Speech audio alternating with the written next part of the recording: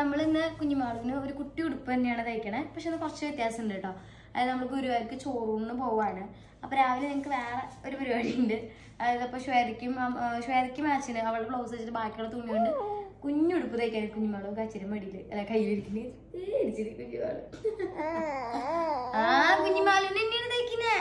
അപ്പോൾ കുഞ്ഞുമാളിന് തയ്ക്കാനുള്ളതാണ്. അളവ് ഞാൻ കാണിച്ചിട്ട് ഞാൻ തേച്ച് വെച്ചിട്ടുണ്ട്. സോ നമുക്ക് മെഷർമെന്റ് ചെയ്ത് കട്ട് ചെയ്യാം കേട്ടോ.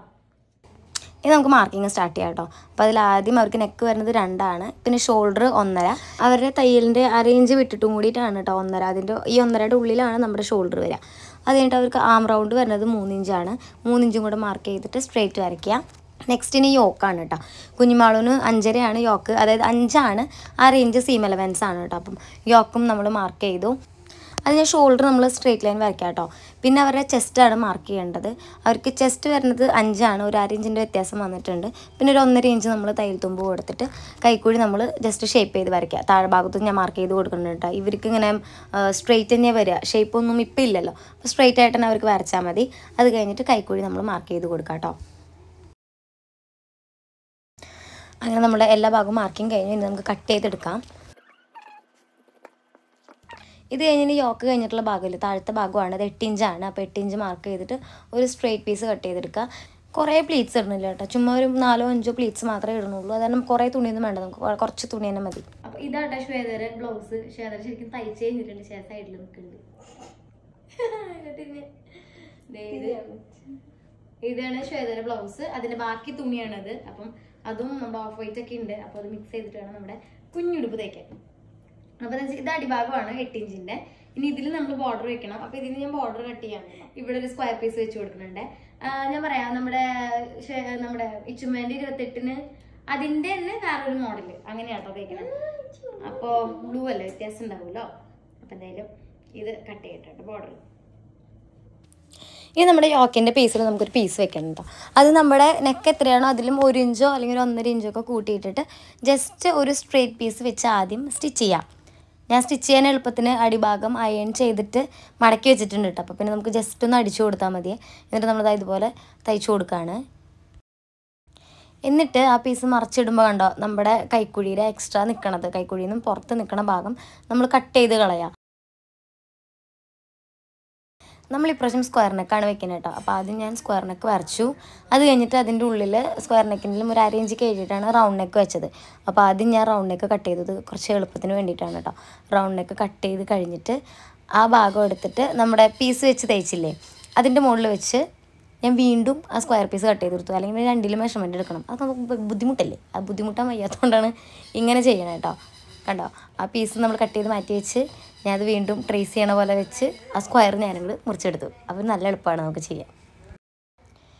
അങ്ങനെ നമ്മുടെ കംപ്ലീറ്റ് കട്ടിങ്ങും കാര്യങ്ങളൊക്കെ കഴിഞ്ഞിട്ടുണ്ട്. അതായത് ലൈനിങ്ങും കൂടെയൊക്കെയാണ് കേട്ടോ. അങ്ങനെ എല്ലാം കൂടെ നമ്മൾ ഒരുമിച്ച് തന്നെ ഈ പരിപാടികളൊക്കെ ചെയ്യാം. ഇത് നമ്മളെല്ലാ സ്റ്റിച്ചിലും ചെയ്യുന്ന പോലെ തന്നെ കേട്ടോ. നമ്മുടെ നല്ല പുറത്ത് ലൈനിങ് വെച്ചിട്ട് അതിൻ്റെ നെക്കും കൈക്കുഴിയും 2 കൈക്കുഴിയും അടിച്ചിട്ട് നമ്മൾ മറിച്ച് തേക്കുകയാണ് ചെയ്യുക. അപ്പോൾ അതാണ് ഇനി അടുത്തത്. അങ്ങനെ ഇതാ നമ്മുടെ ഫ്രണ്ടും ബാക്കും റെഡി ആയിട്ടുണ്ട്. നല്ലപോലെ തേച്ചിട്ടുണ്ട് കേട്ടോ. ബാക്കിൽ ഇതുപോലെ ചെറിയൊരു സ്ലിറ്റ് ഇട്ടിട്ടുണ്ട്, നമുക്ക് കൊടുക്കുകയൊക്കെ എളുപ്പത്തിന്. ഇനി യോക്കിൻ്റെ താഴത്തെ പോർഷനാണ്. അതിൽ നമ്മൾ നല്ല തുണിയിൽ നമ്മുടെ ബോർഡർ ആദ്യം വെച്ച് അടിച്ചു.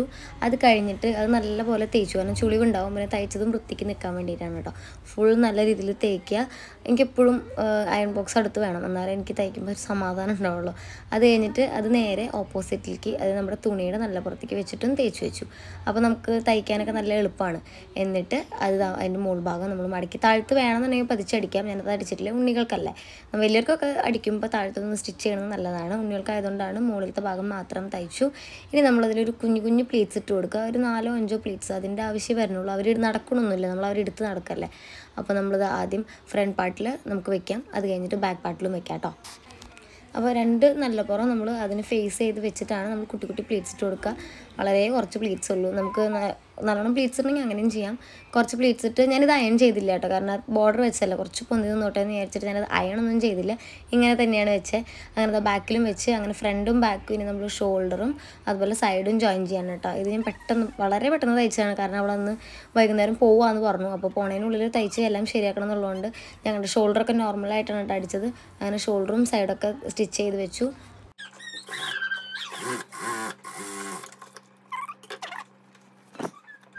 അങ്ങനെ സ്റ്റിച്ചിങ് കംപ്ലീറ്റ് ആയി. പിന്നെ ബാക്കിലൊരു പ്രസ് ബട്ടൺ വെക്കാണ്ടായിരുന്നു, അതും ചെയ്തു. ഉള്ളിൽ ലോക്ക് ചെയ്യാൻ പറ്റില്ല, ലോക്ക് മെഷീൻ കംപ്ലൈൻ്റ് ആയിരുന്നു. അങ്ങനെ നമ്മുടെ സ്റ്റിച്ചിങ് കഴിഞ്ഞു. ഇതാകണ്ട, ഇത് ശ്വേതയുടെ ബ്ലൗസ്. അതിൻ്റെ ബാക്കി തുണി കൊണ്ടാണ് നമ്മൾ കുഞ്ഞുവാളെന്ന് തയ്ച്ചേ. സ്ക്വയറിനൊക്കെയാണ്, പക്ഷേ ഇത്തിരി ലൂസ് ഉണ്ട് കേട്ടോ അവൾക്ക്. ഇഷ്ടമായില്ലേ? ചേർക്കാൻ കണ്ടിട്ട് സ്ക്വയറിനെ കണ്ടിട്ട് ഇത് ഇച്ചിരി കാണിച്ചാടി പൂന്നു മണിയെ. ആള് വായിൽ വരലിട്ടുകൊണ്ടിരിക്കുകയാണ്. സോ എന്താ പറയാ, അതെ ഇതാണ് ഞങ്ങളുടെ ഈസി സ്റ്റിച്ചിങ്. ഇവിടെ ചുമ്മിണ്ട് ഞങ്ങളുടെ ഞങ്ങളുടെ ചുമ്മിക്ക് കുറച്ച് ഉറക്കം വരണ്ടേ. നമുക്കും തയ്ക്കണ്ടേ? നമുക്കും തയ്ച്ചിട്ടുണ്ടോ കുഞ്ഞാ? നമുക്കും തയ്ച്ചിണ്ടേ? ഇച്ചുമിക്കും തയ്ച്ചനല്ലേ. പക്ഷെ അത് 2 ദിവസം കഴിഞ്ഞ് പോവും. അത് കാരണമാണ് ഹറിബറിയായിട്ട് പെട്ടെന്ന് തയ്ച്ചതാണ് കേട്ടോ. ഇഷ്ടപ്പെട്ടില്ലേ? സോ നെക്സ്റ്റ് വീഡിയോയിൽ വേറെ സ്റ്റിച്ചിങ്ങിന്റെ വീഡിയോ ആയിട്ട് വരാം കേട്ടോ. അപ്പൊ എല്ലാവർക്കും ബൈ ബൈ.